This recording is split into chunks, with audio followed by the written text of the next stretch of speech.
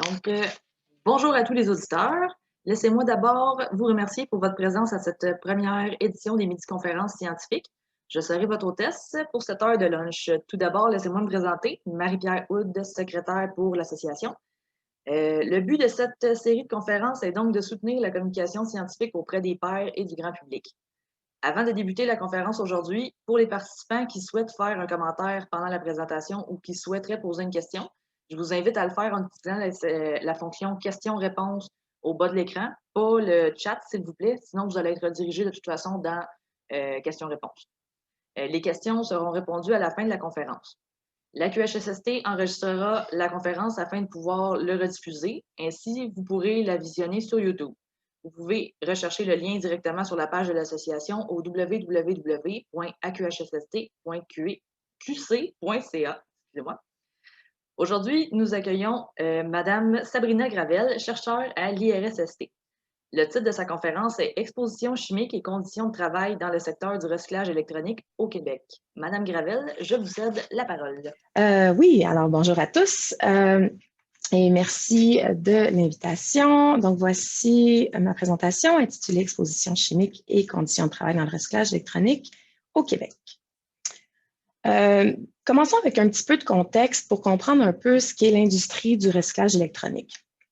Nous avons tous un cellulaire, un ordinateur portable, possiblement une tablette, un ou des téléviseurs, que ce soit parce que nos appareils deviennent obsolètes ou encore parce que nos goûts changent au gré des saisons. Des quantités ahurissantes d'appareils électroniques se retrouvent enfouis ou encore envoyés dans les pays à faible ou moyen revenu.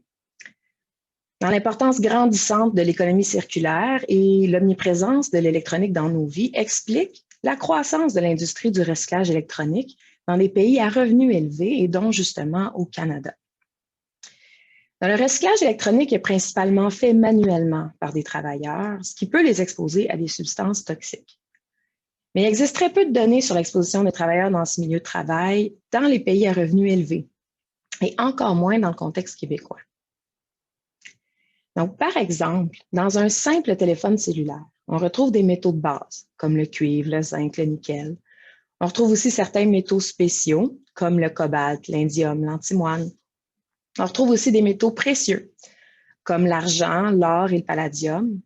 Mais on peut compter au total autour de 40 éléments différents simplement dans un vieux téléphone Nokia. Ajoutons également aux appareils électroniques des ignifuges, dont certains ont été bannis pour leur toxicité, mais qui peuvent encore se retrouver dans des plus vieux appareils.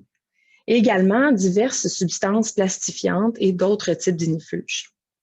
Donc, vous comprenez donc que le potentiel de multi-exposition est grand pour les travailleurs qui font du recyclage électronique et ça devient ainsi important de se pencher sur ce milieu de travail qui est en pleine croissance, en pleine expansion. C'est ainsi qu'à l'IRSST, avec notamment des collaborateurs de l'Université de Montréal et de l'Université de Toronto, nous avons élaboré un projet qui s'intitule « Exposition aux contaminants chimiques dans le secteur du recyclage primaire des matières résiduelles électroniques au Québec et appréciation du risque sanitaire ». Donc, c'est un projet dont l'objectif principal était d'évaluer l'exposition des travailleurs aux poussières, aux métaux et aux ignifuges dans le secteur du recyclage électronique primaire au Québec et d'en apprécier le niveau de risque sanitaire. Cet objectif-là se décline en 5 sous-objectifs, dont le premier était de décrire les différentes opérations et procédés de travail, de documenter les pratiques en santé et en sécurité du travail, d'évaluer l'exposition des travailleurs aux poussières, aux métaux et aux agents ignifuges, d'apprécier le risque potentiel pour la santé des travailleurs, d'explorer la présence d'effets perturbateurs de l'équilibre endocrinien des hormones thyroïdiennes et sexuelles. Ça, c'est principalement associé à l'exposition aux ignifuges et à quelques métaux qu'on soupçonne qui ont un effet endocrinien. Donc, des dizaines d'entreprises ont été contactées dans le Québec, principalement autour de la région de Montréal, et quelques-unes ont manifesté leur intérêt pour le projet. On a rencontré quelques défis pour le recrutement parce que c'est une industrie qui peut parfois être précaire. Et donc, certaines des entreprises avaient donné leur accord pour participer à notre projet, mais elles ont fermé leurs portes avant que nous, on puisse débuter le projet.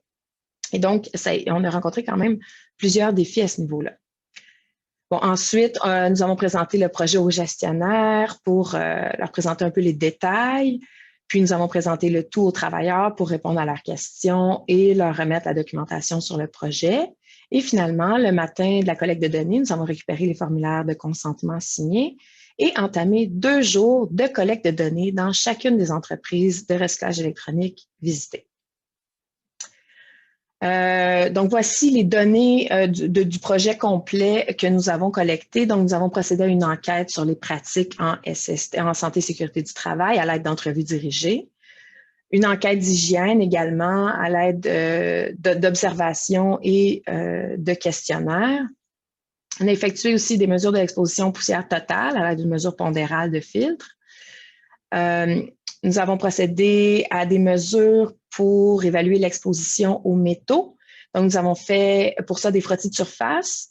Nous avons aussi prélevé de l'air sur des filtres en ester de cellulose, des cassettes dont la plupart d'entre vous êtes familiers avec, en mode personnel et également en ambiant.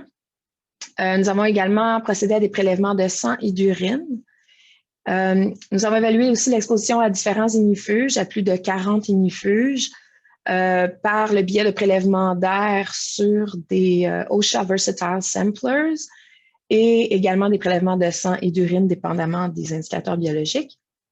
Nous avons également mesuré la granulométrie des poussières en utilisant un impacteur en cascade et finalement, nous avons mesuré les niveaux d'hormones dans le sang.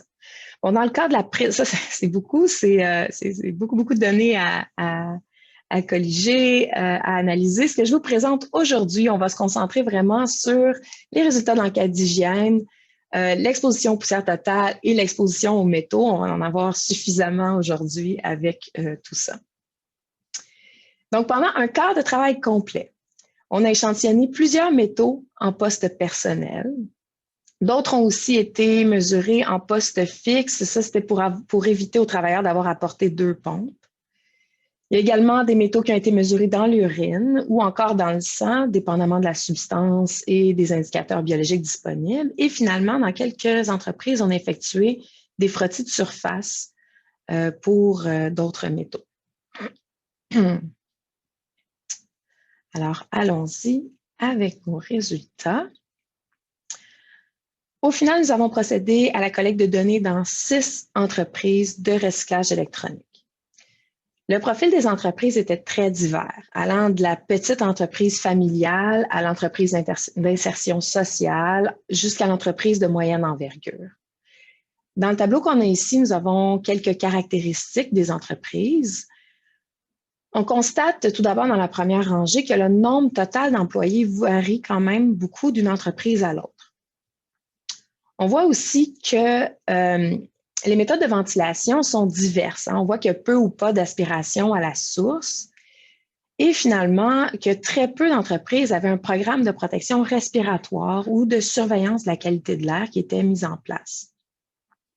Les 6 entreprises ont été regroupées en 3 catégories en fonction de leur taille, donc le nombre total d'employés qui étaient affectés aux opérations de recyclage électronique, et aussi sur une évaluation un peu qualitative du volume de déchets électroniques traités. Je vous dis qualitative parce que certaines des entreprises pouvaient vraiment nous fournir une quantité en tonnage d'appareils électroniques traités par semaine ou par jour, et pas toutes, donc c'est pas une métrique dont on a pu se servir. On est allé vraiment avec une évaluation qualitative du volume de déchets traités. Et donc, au cours de la présentation, vous allez m'entendre parler des entreprises du groupe 1, 2 et 3. Puis vous pouvez considérer en fait ces groupements-là comme étant un peu une gradation de l'ampleur de l'entreprise, de la cadence de travail, du volume de déchets électroniques traités. Donc, par exemple, une petite entreprise familiale qui a 5, 7 employés serait une entreprise du groupe 1. Et puis, une très grosse entreprise qui a 65 employés avec une cadence de travail très élevée serait une entreprise du groupe 3. Puis dans le groupe 2, on retrouve des entreprises écoles qui ont un plus grand nombre de travailleurs, comme par exemple 28, mais il n'y aurait pas une cadence de travail très, très élevée.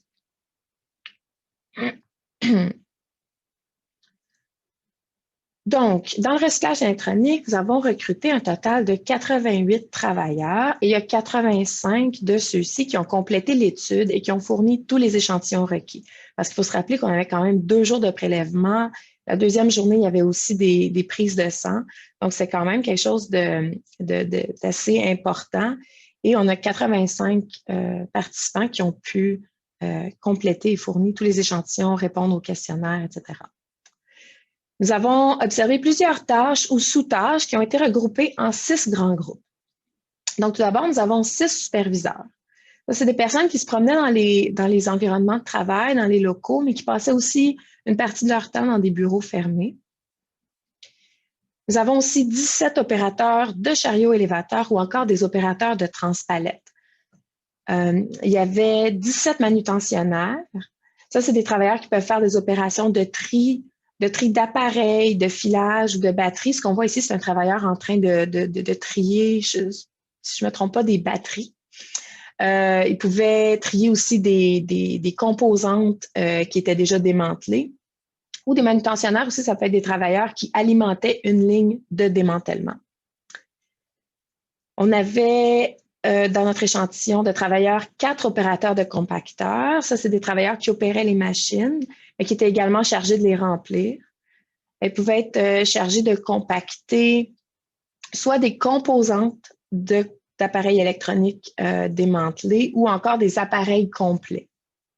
Et finalement, notre plus grand groupe, c'est le groupe de démanteleurs, où on avait 44 travailleurs qui faisaient ce titre d'emploi. Ils pouvaient démanteler des composants électroniques entiers ou encore des pièces plus petites. Comme on voit sur cette photo, on a un travailleur qui s'affaire à extraire des composantes à revaloriser sur des cartes de circuit imprimées. Donc, tout d'abord, juste pour vous donner une petite idée du contexte de travail, généralement, les entreprises sont subdivisées en zones dédiées à une tâche spécifique. Donc, par exemple, la réception et l'expédition, une zone dédiée au tri, une zone dédiée au démantèlement et une zone dédiée au compactage. Il y a certaines entreprises qui faisaient une rotation des postes de travail, généralement une rotation des postes qui étaient considérés comme les plus pénibles. Comme par exemple, le démantèlement, qui est considéré comme un poste qui est un petit peu plus pénible, il y avait une rotation qui pouvait être effectuée, mais ce n'était pas systématique dans toutes les entreprises. Il y avait une entreprise, par exemple, qui faisait systématiquement une rotation entre le démantèlement et le tri. C'est pas vrai. Entre le démantèlement et la manutention ou encore entre le démantèlement et le travail de cariste, entre l'avant-midi et l'après-midi, et les travailleurs se succédaient dans les postes comme ça. Une autre entreprise, une ou deux autres entreprises où c'était plutôt laissé aux travailleurs le choix de la tâche qu'ils préféraient accomplir, ils s'arrangeaient entre eux. Et il y a d'autres entreprises où les travailleurs étaient vraiment affairés à une tâche pour toute la journée. Le travail était majoritairement réalisé en position debout devant une table de travail. Lorsqu'il y en avait, la plupart des tapis anti-fatigue étaient par contre de dimensions trop petites ou n'étaient pas adaptés au déplacement des travailleurs. Il y avait même certains tapis qui étaient abîmés au point de présenter un risque de trébuchement, comme on voit dans l'exemple ici sur la photo. Les revêtements des tables de travail étaient souvent en métal ou encore en PVC, mais ils étaient fréquemment endommagés, ce qui rendait difficile ou même impossible son nettoyage en profondeur. Et comme la photo qu'on voit ici, c'est impossible de vraiment nettoyer adéquatement ce genre de matériaux sur une table de travail. En ce qui a trait aux équipements de protection, bien que c'était recommandé pour tout le monde, le port d'un appareil de protection respiratoire était obligatoire seulement pour certains postes spécifiques, dont celui du démantèlement des écrans de télévision à rayons cathodiques, les CRT.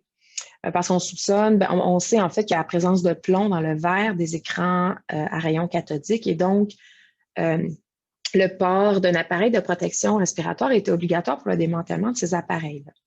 Par contre, le port des appareils de protection respiratoire était souvent inadéquat.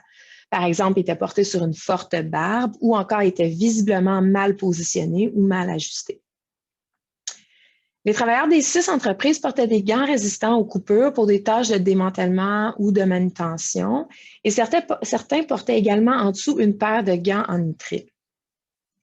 Et finalement, des échanges avec les gestionnaires nous ont révélé que le roulement de personnel était très élevé.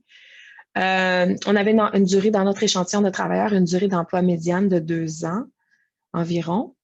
Et selon les gestionnaires, le roulement de personnel, selon eux, nuisait à une formation adéquate des travailleurs, tant au niveau de leur protection, du port d'appareils de protection, qu'au niveau de la formation pour les tâches qu'ils avaient effectuées.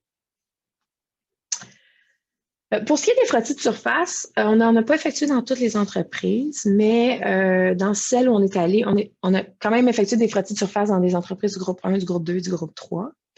On a effectué quelques frottis dans les aires de repos et des frottis dans les aires de production. Les surfaces dans les aires de repos étaient très peu contaminées par les différents métaux échantillonnés, donc je ne les ai pas mis sur ce graphe ici.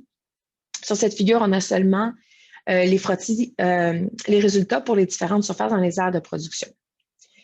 Et sans trop de surprise pour la plupart d'entre vous, ce qu'on retrouve principalement, c'est du fer et de l'aluminium comme métaux qui étaient dans les plus fortes concentrations. Notez ici, l'axe des concentrations est un axe logarithmique. Et donc, on note ici un peu le gradient entre les entreprises du groupe 1, 2 et 3. Donc, les concentrations étaient généralement plus élevées dans les entreprises du groupe 3 que dans les entreprises du groupe 2, que dans les entreprises du groupe 1. Pour les frottis de surface, il n'y a pas de valeur limite d'exposition. Mais il existe quand même quelques recommandations qui nous proviennent de OSHA chez nos voisins du Sud aux États-Unis. Et donc, sur les planchers d'immeubles industriels et commerciaux, ce qu'on recommande pour le plomb, c'est des concentrations inférieures à 108 microgrammes par centimètre carré. Donc, c'est la ligne que je vous affiche ici. Ce qu'on voit donc, c'est que la majorité des prélèvements dans l'entreprise du groupe 3 dépassaient cette valeur. Pour le cadmium, on a également une recommandation, mais cette fois au niveau de 50 microgrammes par centimètre carré. Je pense que j'ai dit par mètre cube pour le plomb. En tout cas, 108 microgrammes par centimètre carré pour le plomb et 50 microgrammes par centimètre carré pour le cadmium sur les planchers et les surfaces accessibles des aires de production. Et ça, mais en fait, ça placerait la majorité de nos prélèvements en dessous de cette valeur.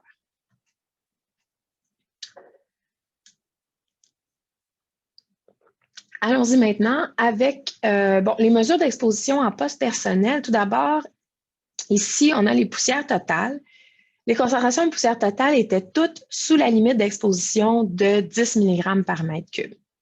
Mais on voit quand même ici un gradient dans les concentrations en poussière totale entre les entreprises du groupe 1, du groupe 2 et du groupe 3. Ici, nous avons les moyennes géométriques et l'intervalle de confiance à 95 % pour les 6 métaux dont les concentrations étaient les plus élevées.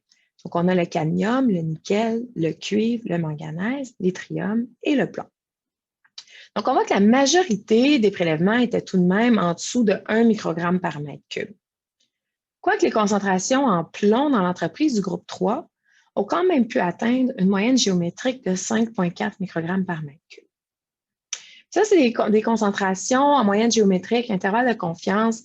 C'est intéressant, mais ce qui est plus intéressant, c'est de regarder les concentrations mesurées en termes de pourcentage de la VEMP. Le pourcentage de la valeur exposition moyenne pondérée, ça nous donne une meilleure idée de la contamination d'un milieu. Donc, ce qu'on a ici, c'est la distribution de chaque concentration sur la valeur limite d'exposition qui se retrouve à l'annexe 1 du règlement sur la santé et la sécurité du travail pour chaque métal. Donc, 100 % de la VEMP, ça veut dire qu'une concentration mesurée est égale à la norme. 50 % c'est la moitié de la norme. Donc, on voit que dans le groupe 3, on a tout de même une exposition en plomb de 4 travailleurs qui étaient au-dessus de 50 % de la VEMP et qui approchaient finalement la valeur d'exposition moyenne pondérée pour le plomb. Mais pour les autres métaux, les niveaux se trouvent tous sous la moitié des valeurs limites qu'on retrouve au RSST. Par contre, si on regarde ces mêmes concentrations, mais qu'on les compare avec les Threshold Limit Values de la CGIH, on voit que certains prélèvements s'approchent un peu plus des valeurs limites, mais notamment pour le cadmium et le manganèse, parce que la CGIH propose des valeurs qui sont un petit peu plus basses que ce qu'on a dans le RSST pour l'instant. En ce qui a trait aux indicateurs biologiques de l'exposition, tout d'abord, il faut se rappeler qu'un indicateur biologique, c'est un indicateur de l'exposition totale, c'est-à-dire que ça nous informe sur les expositions tant professionnelles qu'environnementales. Donc, par exemple, un travailleur qui fume beaucoup pourrait avoir des concentrations de cadmium élevées dans le sang, alors que son exposition professionnelle est presque inexistante. Alors, ce que je vous présente ici, c'est les valeurs des indicateurs biologiques pour le cadmium dans le sang, le cobalt, le mercure et l'arsenic dans l'urine et le plomb sanguin. Les concentrations sont présentées en termes de pourcentage de l'indicateur biologique qui sont recommandés dans le guide de surveillance biologique de l'IRSST. Donc, on voit que certaines valeurs de cadmium et d'arsenic vont au-delà de 50% de l'indice biologique d'exposition recommandé. Et d'ailleurs, dans le cadre du projet, le laboratoire de l'IRSST qui a procédé aux analyses a eu à faire des déclarations à la santé publique pour le cadmium et l'arsenic. Dans ces deux cas-là, l'enquête de MADO, l'enquête des maladies à déclaration obligatoire, a révélé que les expositions étaient plutôt d'origine non professionnelle, comme justement un grand fumeur dans le cas d'une exposition élevée au cadmium ou encore un travailleur dont l'eau potable provenait d'un puits dans le cas d'une exposition à l'arsenic. Il y a une déclaration aussi qui a été effectuée pour le plomb et avec une enquête de santé publique. Et l'exposition, dans ce cas-ci, par contre, était fort probablement professionnelle et il y a des modifications qui ont été apportées dans l'entreprise par la suite pour maîtriser l'exposition. Et justement, juste une petite seconde, justement, les expositions environnementales au plomb sont plus rares. Et donc, les concentrations qu'on observe ici, tout particulièrement dans le groupe 3, peuvent susciter notre intérêt, hein, parce qu'en général, les concentrations ici sont également plus élevées que dans la population générale. Et donc, pour déterminer si ces concentrations, ces valeurs biologiques de plomb pouvaient bel et bien avoir une origine professionnelle, on a vérifié si elles étaient associées aux concentrations que l'on retrouvait dans l'air. Donc, ce que je vous présente ici sur ce graphe, c'est l'association entre les mesures de plomb dans l'air et dans le sang. Juste pour vous donner une idée, selon l'enquête canadienne sur les mesures de santé, la population générale a autour de 0,05 micromoles par litre de plomb dans le sang. Donc, on voit ici que les valeurs sont quand même supérieures à la concentration qu'on retrouverait dans la population générale. En haut de ce graphe, si vous voyez l'équation de la droite et le coefficient de détermination ou le R2. Ce que ça nous dit, c'est qu'environ 30% de la variation de la concentration sanguine de plomb est expliquée par la concentration qu'on a mesurée dans l'air. Puisque la demi-vie du plomb sanguin est environ 1 mois, c'est normal de ne pas retrouver une correspondance exacte entre les deux mesures. On ne pourrait pas s'attendre à un R2 qui frôle les 100%. Mais on a quand même 30% de la concentration sanguine qui est expliquée par la concentration dans l'air, ce qui nous donne un indice qu'effectivement, il est fort probable que la plombémie soit expliquée par des expositions professionnelles. Si je vous demande, par exemple, la concentration en cadmium dans le sang et en association avec la concentration qui est mesurée dans l'air, on voit que l'association entre les mesures dans le sang et les mesures dans l'air sont faibles. On a un R2 de 3,5%. Donc, effectivement, on comprend qu'il est fort probable que la plombémie des travailleurs du recyclage électronique soit en effet associée à leur exposition professionnelle.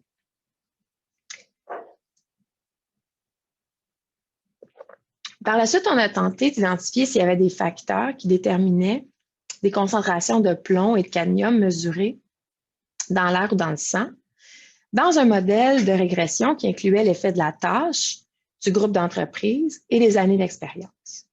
Donc, ce qu'on a ici sur ce graphe, c'est les coefficients de régression et leur intervalle de confiance à 95% pour un modèle linéaire pour le plomb et le cadmium dans l'air et dans le sang. Donc, à gauche, on a l'air, à droite, on a les liquides biologiques, le sang.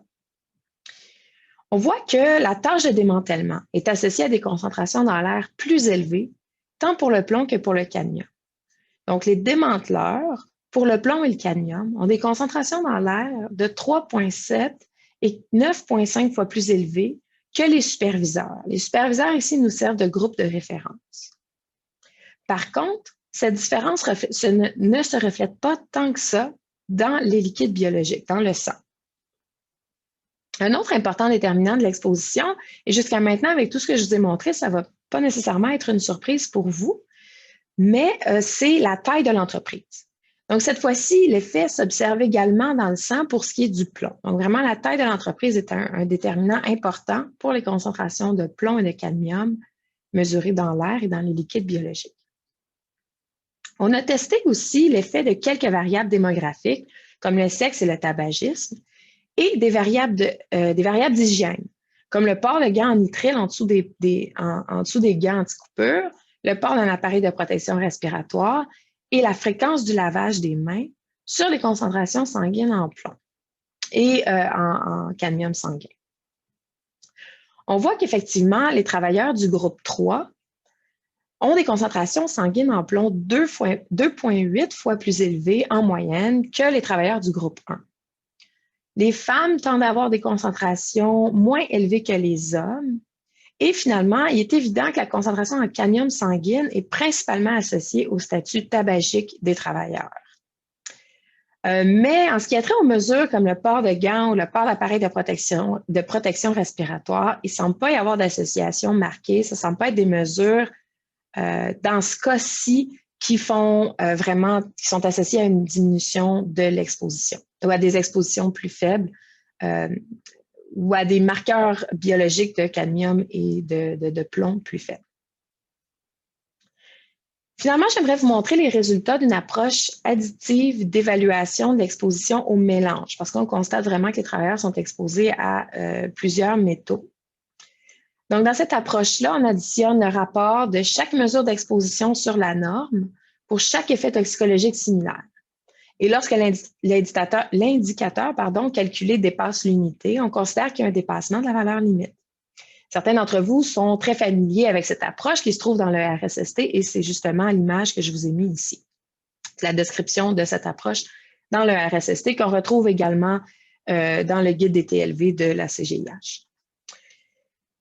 Donc ici, on a la distribution des indices d'exposition pour différents effets sur les voies respiratoires supérieures, sur le système nerveux central, le système nerveux périphérique, des effets sur les os et les dents, sur le système reproducteur masculin et finalement des effets toxiques sur les reins. Je me suis servi des regroupements des métaux que vous pouvez retrouver sur l'application MIXI. Un MIXI qui est un outil d'aide à la décision pour les interactions toxicologiques. Et donc, encore une fois, lorsque l'indice est plus grand que 1, on considère qu'il y a dépassement. On voit ici quelques indices pour tous les systèmes concernés qui s'approchent de l'unité. Et il y a quelques travailleurs pour qui l'exposition combinée pourrait représenter un risque principalement pour des effets néphrotoxiques, en ce qui concerne en fait l'exposition au plomb et au cadmium. Donc ça, c'est en utilisant les valeurs d'exposition moyenne pondérée qu'on retrouve dans le RSST. Et comme je vous ai dit précédemment, on sait que les threshold limit values de la CGIH sont plus basses pour le cadmium, entre autres. Et donc, tous les indices qui comprennent cette substance sont plus élevés. Donc, vous voyez ici les indices calculés avec les TLV de la CGIH sont tous un peu plus élevés pour les indices qui comprennent le cadmium. Donc, allons-y avec quelques constats et conclusions. Tout d'abord, on a constaté qu'il existait plusieurs modèles d'entreprises de recyclage électronique, allant de l'entreprise école à l'entreprise à but lucratif de moyenne taille, en passant aussi par l'organisme d'insertion sociale et la petite entreprise familiale. Ça, en fait, ça peut entraîner des pratiques en santé-sécurité hétérogènes et parfois non rigoureuses, surtout par rapport à la ventilation et au port d'équipements de protection respiratoire. Par rapport aux expositions, nous avons effectivement constaté une multi-exposition assez importante, en plus d'une exposition relativement élevée au plomb. C'est intéressant l'exposition au plomb parce qu'on soupçonne, ou en fait on sait que le plomb provient principalement des écrans à rayons cathodiques, donc des vieux téléviseurs. Mais la majorité des entreprises faisaient en principe pas de cassage des écrans. Et il y avait définitivement plus de plomb là où les CRT étaient cassés, mais en général, les concentrations sanguines en plomb étaient quand même plus élevées que dans la population générale, même dans les entreprises où il n'y avait pas de cassage des écrans à rayons cathodiques. Ensuite, je ne sais pas montrer directement des résultats liés à ce constat-là, mais ce qu'on observe, c'est que les concentrations en plomb et les autres métaux étaient fortement associées à la concentration en poussière totale.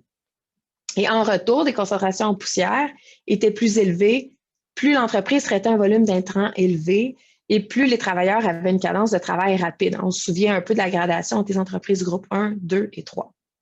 C'était très visible, en fait, l'empoussièrement associé à la taille de l'entreprise. Et vous pouvez facilement imaginer la quantité de poussière remise en suspension lorsqu'un travailleur doit rapidement démanteler une télévision et qu'utilise, par exemple, le marteau pour démolir le boîtier plutôt qu'un tournevis pour le démonter plus délicatement, disons. Le rapport de ce projet-là va paraître d'ici la fin de l'été. Dans le rapport, il y a effectivement les résultats de l'exposition aux métaux, mais également les résultats de l'exposition aux ignifuges et les associations avec les mesures d'hormones. Le rapport, à la fin du rapport, il contient plusieurs recommandations concernant les conditions de travail, concernant la surveillance, la prévention des risques et aussi des besoins en recherche pour le futur. Mais ici, je vous présente quelques recommandations un peu clés qui sont associés aux résultats que je viens de vous présenter.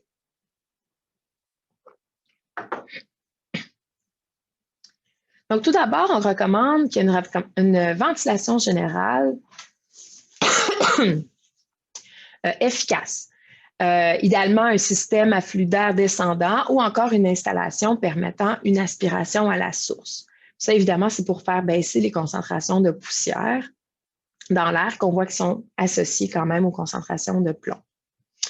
On recommande également que les appareils soient démantelés plus par démontage plutôt que par cassage, parce que le cassage occasionnait beaucoup plus de projections, effectivement, de projections de morceaux de plastique avec tous les risques qu'on peut imaginer que ça engendre, mais également beaucoup plus d'aérosolisation des poussières qu'on retrouve à l'intérieur des appareils. Hein, parce que des vieux appareils, ça a tendance à accumuler des poussières et ces poussières-là étaient vraiment beaucoup plus aérosolisées lors du cassage des appareils que lors d'un démontage plus délicat, par exemple. On recommande toujours, par rapport à l'exposition aux poussières et conséquemment au plomb, un nettoyage humide journalier des surfaces de travail. Justement parce que certaines surfaces sont un peu plus difficiles à nettoyer, ça peut s'avérer plus difficile dans certaines entreprises, mais définitivement, ça prend un nettoyage humide à tous les jours pour baisser les concentrations de poussière qu'on retrouve sur les surfaces et éventuellement la remise en suspension de ces poussières-là. On recommande aussi, évidemment, l'établissement d'un programme de protection respiratoire parce que, évidemment, si on pense à la pyramide des moyens de maîtrise, l'élimination est impossible. Les moyens d'ingénierie sont aussi parfois difficiles à mettre en place dans les entreprises qui sont de plus petite taille. Et donc, souvent, on est pris avec les derniers moyens en termes d'efficacité de protection, puis c'est de la protection respiratoire avec des appareils de protection. Donc, définitivement, ça va prendre un programme de protection respiratoire solide de mis en place dans beaucoup de ces entreprises-là. On propose aussi, en fait, on recommande d'assurer une formation en santé et sécurité du travail dès l'arrivée dans l'entreprise. On a vu que c'était défaillant dans certaines des entreprises, spécialement où il y avait beaucoup de roulements. Les employeurs avaient tendance à attendre un peu que l'employeur, que le travailleur, que l'employé soit plus à l'aise avec son travail avant de procéder à la formation en santé et sécurité. Ça devrait vraiment être mis en place dès le début. En plus du rapport à venir, 2 articles ont déjà été publiés sur le sujet et plusieurs sont dans le collimateur, dont justement un sur les résultats des métaux que je viens de vous présenter. On a un article déjà de publié qui porte sur les expositions aux ignifuges des travailleurs dans le recyclage électronique et l'autre porte sur les associations avec les niveaux d'hormones. Et en terminant, j'aimerais évidemment remercier les entreprises qui ont participé et les travailleurs qui ont gracieusement participé à notre projet d'une bonne envergure. si je peux me permettre. Je remercie évidemment les co-auteurs du rapport et les personnes qui ont participé à la collecte de données avec nous et à tous nos collaborateurs. Donc, je vous remercie beaucoup d'être présents aujourd'hui à ce webinaire.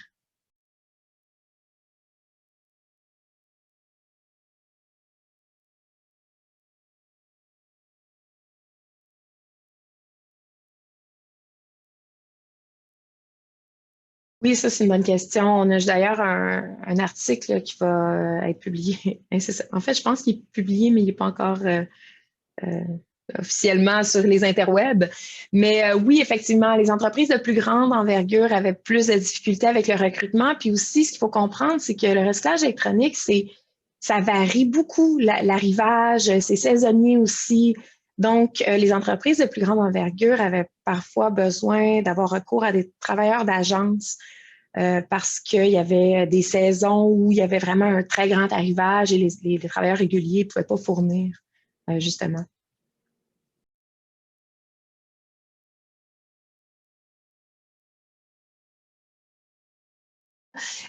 Oui, c'est sûr qu'on a consulté la littérature pour savoir un peu ce qu'on retrouvait dans les appareils électroniques, ce qui était retrouvé aussi. La littérature est plus vaste sur le recyclage électronique dans les pays à faible et moyen revenu. Et donc, c'est sûr qu'on a pu consulter un peu pour savoir avoir une idée de l'éventail. Mais on est allé aussi, on a utilisé j'ai pas le terme officiel utilisé par les laboratoires de l'Institut, mais des kits de métaux. Donc, on a essayé de couvrir un éventail le plus grand possible en combinant en fait ce qui était disponible comme méthode analytique à l'Institut, puis aussi ce qu'on pensait utiliser. On est limité aussi par, comme je dis, il y a des kits, donc tout peut, on a des éventails de métaux qui vont être analysés sur un même filtre. Mais comme par exemple, dans le cas du mercure et du beryllium, on a dû le mesurer en poste fixe au lieu d'en poste personnel parce que ça aurait demandé aux travailleurs de porter 2 pompes. Donc, il y a ça aussi qui a été une limitante. On a utilisé le plus grand éventail possible de métaux pour une seule pompe pour les travailleurs.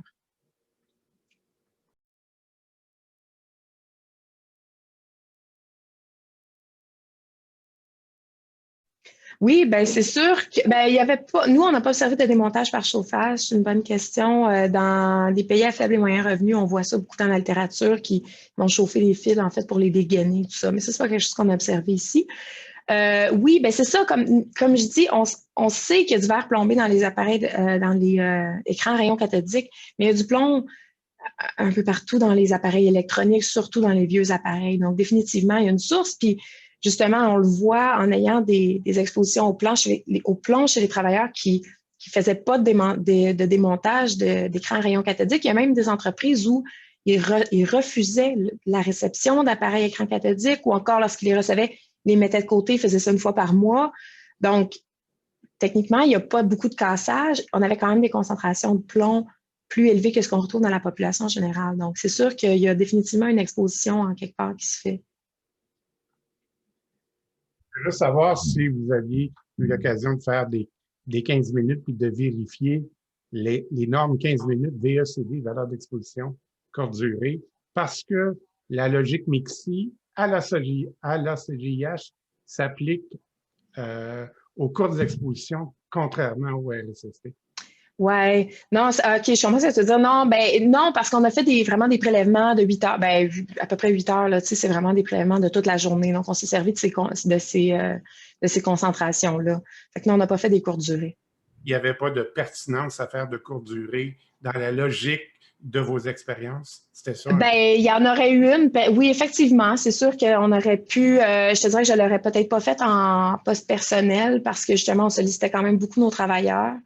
Une chose qu'on réalise qui aurait été plus riche, parce que c'est sûr, tu arrives dans un milieu puis tu as une idée de la réalité, mais tu sais, après ça, tu réalises autre chose. On s'est aperçu que les travailleurs bougeaient beaucoup d'un poste à l'autre au courant de la journée. C'est sûr qu'on a essayé de regrouper, tu sais, des tâches puis tout ça, mais ce qui aurait été intéressant de faire, ça aurait été en poste fixe à des postes de travail aussi. Et donc là, peut-être aussi qu'on aurait pu faire des courtes durées Mais je te dirais pas que j'aurais fait ça en poste personnel, là, des courtes durées en plus des 8 heures.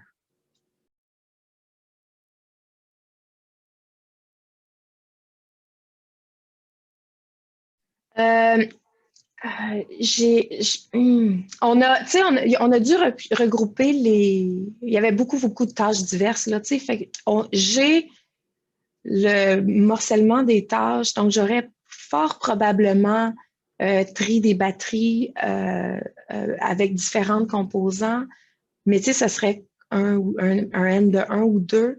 Fait que là, j'ai pas ça, là, évidemment, dans ma tête. On a dû faire des regroupements pour les travailleurs qui étaient attitrés à du tri, mais je pourrais aller cueillir cette information-là dans ma base de données, définitivement.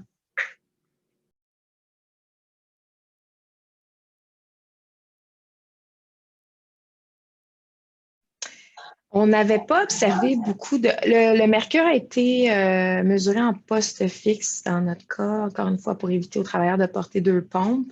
Et nos concentrations en mercure, je ne vous ai pas présenté les postes fixes parce qu'il me reste quelques analyses à faire par rapport aux résultats.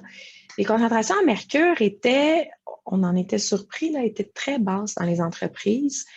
On avait aussi un appareil à lecture directe, puis bon, ce qu'on a vu, c'est qu'il y avait du démantèlement, effectivement, il y a des tubes au mercure qui sont super cassants. Les travailleurs les déposaient dans des boîtes et tout ça là, à part. Et même les appareils à lecture directe prélevaient des concentrations assez basses de mercure. Puis, comme je vous dis, ça nous surprenait quand même beaucoup. Mais c'est ça, l'exposition au mercure des travailleurs spécifiquement attitrés à ces tâches-là, on ne l'a pas en poste personnel, malheureusement. Mais c'est ça, dans les concentrations en poste en ambiant, en poste fixe, on avait des concentrations quand même assez basses. Là, ça atteignait pas les valeurs limites d'exposition. Les résultats de ça vont être présentés dans le rapport là, qui va être publié d'ici la fin de l'été. Je suis désolée, pour l'instant, je ne les ai pas avec moi, ces résultats-là.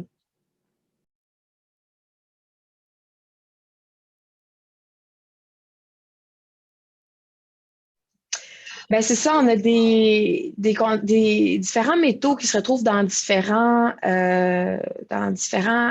appareils électroniques. Donc, un peu comme Alice vient de le mentionner, on retrouve du mercure dans les écrans plats, on retrouve du plomb dans les écrans cathodiques. Donc, chaque appareil électronique a ses risques en tant que tel. Puis là, je ne vous ai pas parlé des ignifuges. Donc, vraiment, chaque appareil électronique va avoir ses métaux qu'on retrouve en plus grande proportion. Et donc, chacun peut représenter des risques qui lui est propre.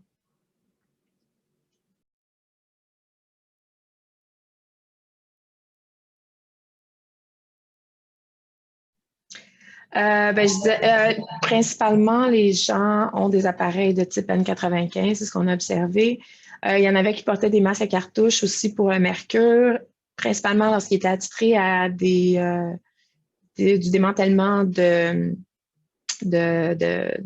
rayons cathodiques ou encore du démantèlement d'écrans plats, mais c'était pas très systématique. Principalement, c'était N95. Il ne me reste plus qu'à vous saluer et vous remercier encore chaleureusement de votre participation pour la conférence d'aujourd'hui. Nous espérons que vous avez apprécié et nous vous invitons à faire suivre vos commentaires ou vos suggestions.